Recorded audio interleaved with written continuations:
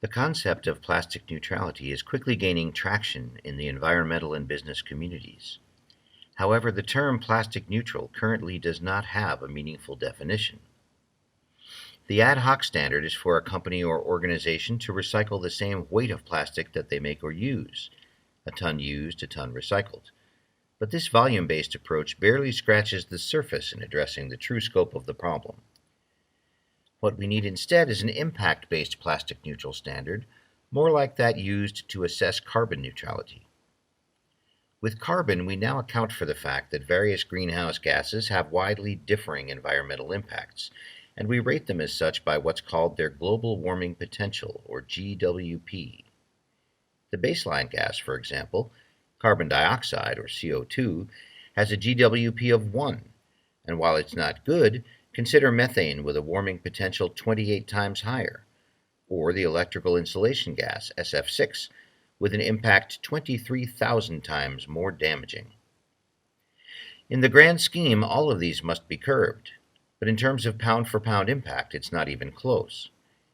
Any carbon neutral model predicated on offsetting a ton of SF6 with a ton of carbon dioxide is both incorrect and unhelpful.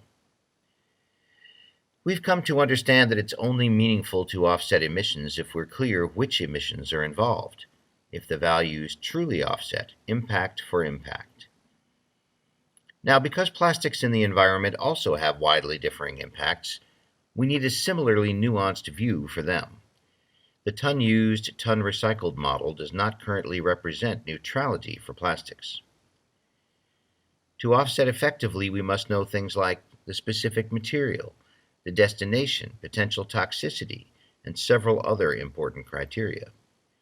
A realistic standard for plastic neutral measures all of these, and as with global warming potential, rates the impact based not on tonnage or volume alone, but on potential harm to the environment, a yardstick we call True Plastic Impact, or TPI.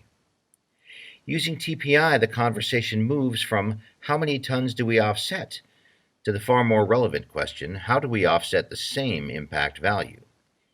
We understand this approach is more challenging, but we believe it is necessary in order to win the plastic battle. When companies begin calculating the TPI of the plastics they use and mitigating accordingly with materials of comparable impact already out in the environment, then the term plastic neutrality will finally have a true and meaningful definition. We have spent a year creating the foundation for this new standard in order to dramatically reduce the time needed to eliminate plastic waste as a global problem. We invite you to join with us in this important work.